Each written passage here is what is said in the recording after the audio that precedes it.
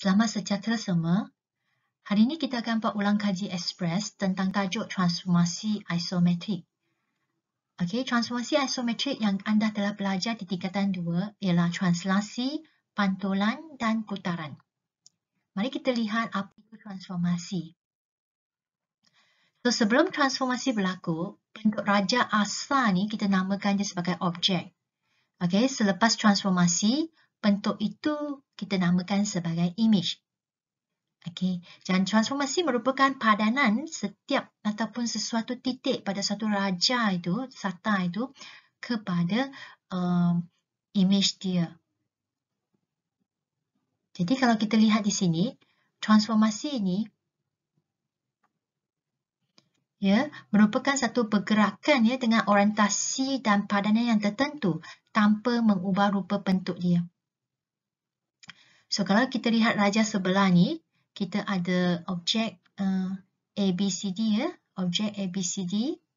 Ini objek kita ABCD ya, berbentuk trapezium dan telah digerakkan ya, digerakkan ke image dia yang ditandakan sebagai A prime, B prime, C prime dan D prime. Ini image dia.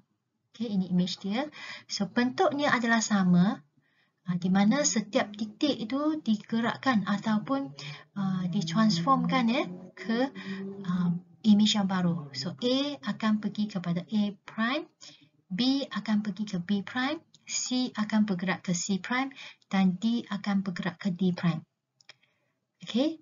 Jadi objek asal kita namakan dia sebagai objek. Bentuk yang selepas transformasi kita namakan dia sebagai image. So, mari kita lihat objek dan image. Okay, ini transformasi. Okay, transformasi menjemarkan ataupun menggerakkan objek kepada image. Okay, ciri-ciri dia ialah bentuk mereka adalah sama ya. Bentuk mereka adalah sama. Katakan objek asal tu adalah segitiga, maka image dia juga merupakan satu segitiga lah. Dan mereka adalah kongruen. Kongruen ni maksudnya dia adalah sama saiz dan sama sisi lah. Okey. Dan saiz dia sama. Dan kedudukannya di sini tidak sama. Kedudukan dia tak sama. Kedudukan tak sama maksudnya dia asal dia dari mungkin di sebelah bawah, selepas transformasi dia berada di sebelah atas. Itu maksudnya kedudukan tak sama. Okay, jenis-jenis transformasi isometrik yang kita perlu belajar, ya, yang telah kita pun belajar ialah translasi, pantulan dan juga putaran. So, mari kita lihat satu persatu. Translasi. Okay, dalam translasi ni semua titik ya, seperti mana kita tahu, ya, semua titik pada objek akan dipindahkan dengan arah dan jarak yang sama. Okey, kalau kita lihatkan di sini, dia akan dipindahkan dalam arah dan jarak yang sama. Ya, dan objek dan image ini memberi saiz, bentuk dan orientasi yang sama. Kalau kita lihat segitiga sebelah ni, PQR, saiz dia, bentuk dia, orientasi dia semua sama. Ya, dan dipindahkan dari bawah ni ke atas kan, dari arah yang sama. Setiap titik itu dipindahkan ke arah yang sama dan jarak yang sama. Dan bagaimana dia dihuraikan? Okey, dia dihuraikan dalam bentuk AB. Ini dalam bentuk vektor AB. Ya, di mana A ini merupakan pergerakan kiri kanan, B ini merupakan pergerakan dia ke atas ke bawah. Okay, mari kita lihat contoh ya, bagaimana translasi dia dihuraikan ya. Translasi akan ditulis dalam bentuk vektor ya, translasi iaitu dalam bentuk AB ya, atas bawah ni. Okay, pastikan dalam kurungan. Dan translasi merupakan satu pemindahan semua titik lah pada satu sata ikut arah yang sama dan jarak yang sama. So, ini contoh dia, objek ini akan digerakkan ataupun dipindahkan ke tempat baru iaitu image melalui pergerakan 3 unit ke kanan. Okay. Kalau kita ada 3 unit ke kanan, kita ada tambah 3, positif 3. Dan kemudian kita sambung dengan 2 langkah ataupun 2 unit ke bawah, kita dapat negatif 2. Begitu juga bagi titik-titik lain, mereka akan ikut jalan yang sama ya. 1, 2, 3 ke kanan, kemudian turun 2 langkah ataupun 2 unit ke bawah. Jadi titik ini adalah sepadan dengan titik ini. Okey, itu image dia. Kemudian kita buat begitu juga untuk titik yang ketiga, kita gerakkan dia 1, 2, 3 ke kanan, kemudian turunkan dia 1 dan 2. Jadi setiap titik pada objek itu akan bergerak mengikut arah dan jarak yang sama. Jadi bagaimana kita nak tulis translasi itu, jadi dia akan ditulis dalam bentuk 3 negatif 2. Okey? 3 ke kanan, negatif 2 ke bawah. Jadi ke kanan kita adalah positif, ke kiri kita adalah negatif, ke atas adalah positif dan ke bawah adalah negatif.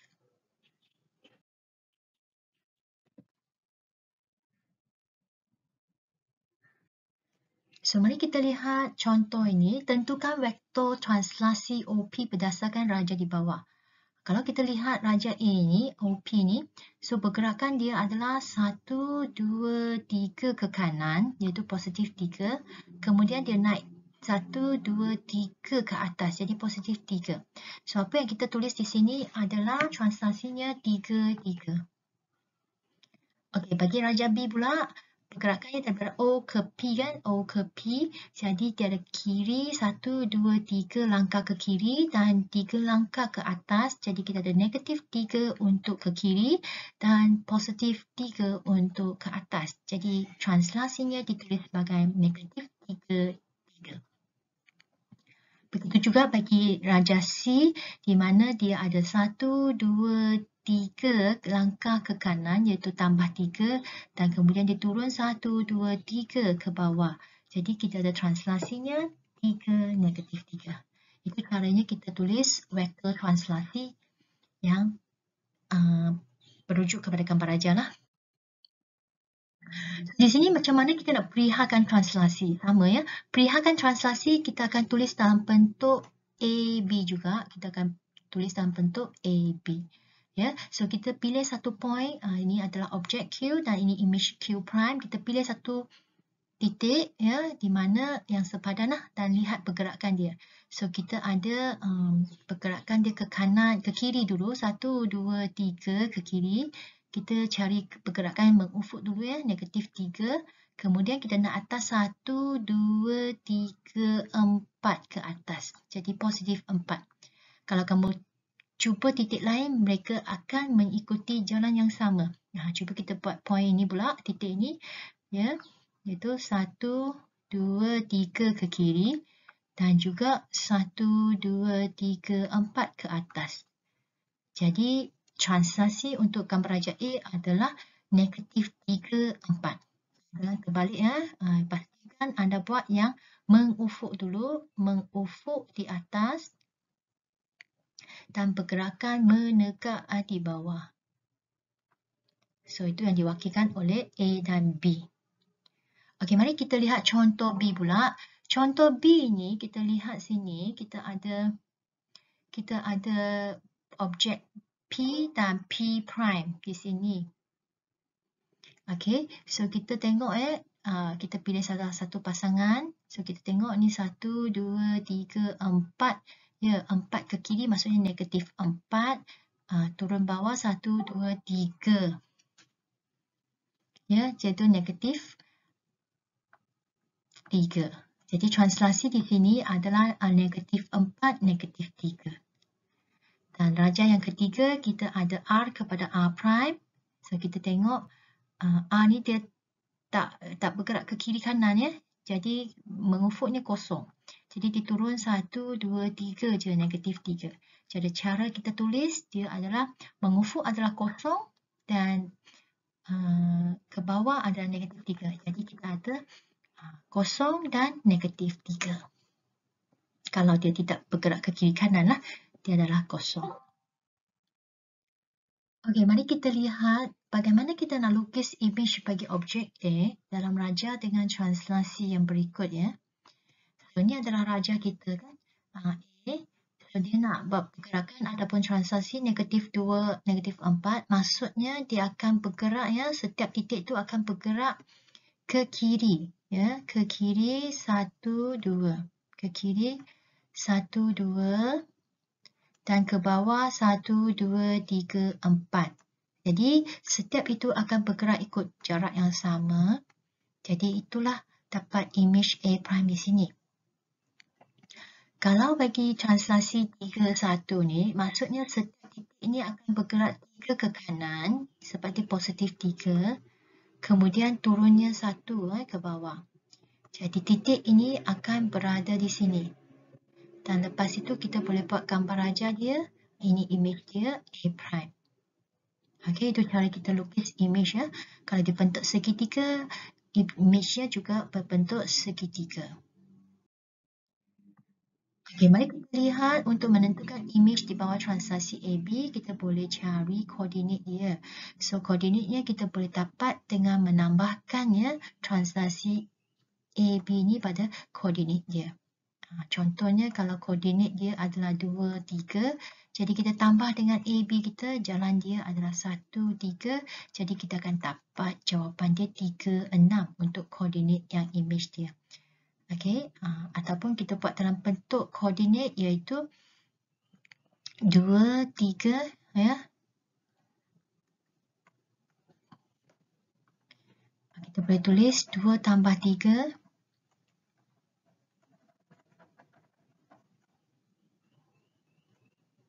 2 tambah 3 ya, kita boleh tulis 2 tambah 3. 2 tambah 1, kemudian kita ada 3 tambah 3. Untuk mendapatkan koordinat yang baru 3, 6. Itu caranya kita nak cari koordinat bagi image. Bagi image ya.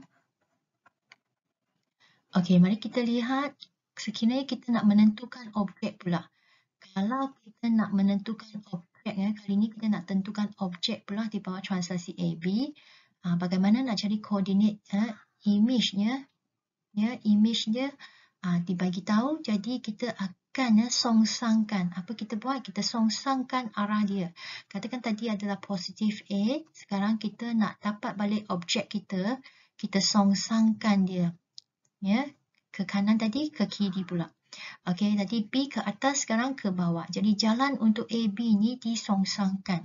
Jadi untuk mendapatkan objek, ya, koordinat objek, kita tolak. Kita tolak dengan translasi, vektor translasi kita.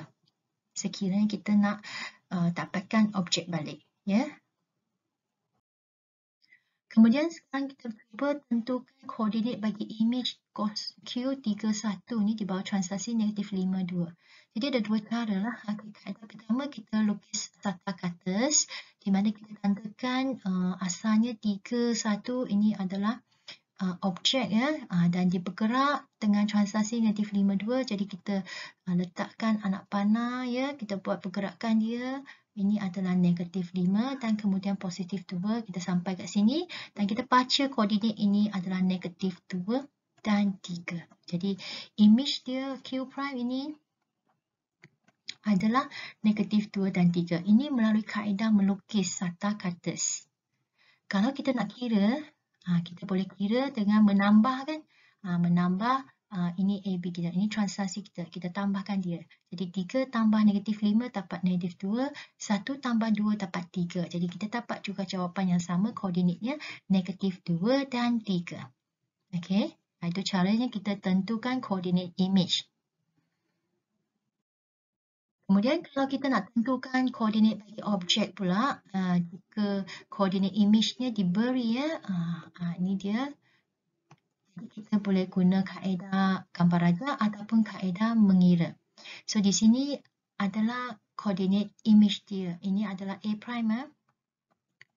So nak dapatkan A balik, nak dapatkan objek dia, kita kena tolak. Kita kena tolak kita punya translasi. Jadi kita boleh buat dalam bentuk macam ini. Ya, tolak dengan 3 negatif 2. Jadi kita akan dapat negatif 9 dan 3. Dan kita tukar balik dalam bentuk koordinat, itulah jawapan dia negatif 9, 3. Okey.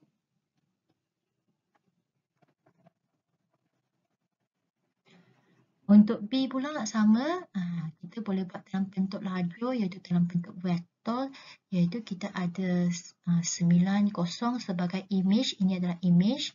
Kita tolak ya translasi kita A, B tu, kita tolak translasi, kita akan dapat objek balik lah.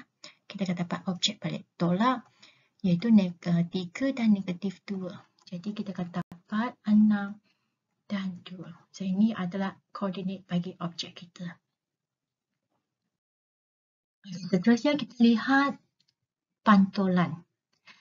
Okey, pantulan di sini ya, dia merupakan satu transformasi yang membalikkan titik-titik itu. Okey, membalikkan titik-titik itu pada satu sata terhadap satu garis yang kita kenal sebagai paksi pantulan. Okey, untuk pantulan kita ada paksi pantulan. Contohnya ini segitiga PQR, dia dipantulkan ke atas melalui paksi pantulan ini, paksi pantulan ya, seolah-olah macam cermin. Okey, image-nya ada berada di sebelah sini. Ini adalah objek dia. Di sebalik atau di sebalik paksi pantulan itu. Dan jarak mereka ni adalah sama. Jarak objek ke paksi adalah sama dengan jarak image kepada paksi. Seolah-olah you berdiri di depan cermin. Cermin itu adalah paksi pantulan anda. Okey, mari kita lihat bagaimana kita nak lengkapkan lukisan. Yang ini adalah paksi pantulan dia lah. Ini adalah paksi pantulan. Ya. Jadi bila dia dipantulkan, jadi image itu macam ditekap lah. Ditekap di sebelah kiri dia. Ini point ini sama, jarak ni mesti sama lah. 1, 2, ini mesti 1, 2. Yang ni 1, 1, ni mesti 1, 1. Jadi itu cara kita melukis atau melengkapkan lukisan pantulan. Okey, bagaimana kita nak perihalkan pantulan? Bila kita nak perihalkan ataupun kita nak menerangkan sesuatu pantulan, kita kena guna ayatnya, iaitu pantulan ya, mesti tunjukkan pantulan tu pada paksi ataupun garis mana. So, untuk contoh ini, ya, yang ini adalah objek. Objek ini akan dipantulkan ya. Kita carilah pergerakan ataupun jarak di antara dia 1, 2, 3, 4. Kemudian kita bahagi 2. Jadi ini garis dia. Ini adalah garis pantulan dia. Jadi ini paksi pantulan, ini adalah paksi X. Jadi kita sebut pantulan pada paksi X. Kalau macam ini kita sambungkan image dengan objek dulu. Objek dengan image, jarak dia 1, 2, 3, 4. Kita bahagi 2. Jadi setiap orang dapat 2 langkah, 2 petak. So ini garis yang tengah-tengah ini kita namakan dia sebagai paksi pantulan. So paksi pantulan di sini adalah Y. Jadi pantulan pada paksi Y ditulisnya. Kemudian kita lukiskan image di bawah pantulan. Bagaimana kita nak lukis image di bawah pantulan? Okey, senang sahaja. Katakan ini adalah paksi pantulan LM. So, pastikan jaraknya antara objek dengan paksi adalah sama. Jadi, B prime ada berada di sini. A prime 1, 2, 3, 4. 1, 2, 3, 4 dia berada di sini. Dan C prime dia akan berada di sini. Jaraknya mesti sama. Kita kira petak lah. So, kemudian kita sambungkan dia jadi satu segitiga ya. Kita jadi satu segitiga seperti yang ini. Ya, alright.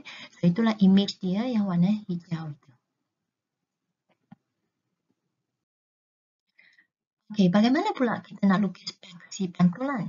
Okey, nak lukis paksi pantulan sama juga kita cari dulu dia punya jarak antara image dengan objek dan image. Okey, kita cari jaraknya 2. Kemudian kita boleh kata bahagi 2 lah sebab dia jaraknya sama kan. Jadi bahagi 2. Jadi ini garis yang tengah-tengah ini merupakan garis pantulan ataupun paksi pantulan. So garis ni namanya dipotong Y jadi pada 1 jadi nama garis ini Y sama dengan 1. Itu dia. Okey. Itu paksi pantulan dia. Kemudian kalau titik P ni nak cari image dia, kita tengoklah jarak dia 1, 2 daripada paksi pantulan Y sama dengan 1 dan 1, 2. Jadi inilah koordinat bagi image P prime. Okey, so paksi pantulan dia adalah Y sama dengan 1. Okey. So, sekarang kita lihat putaran pula.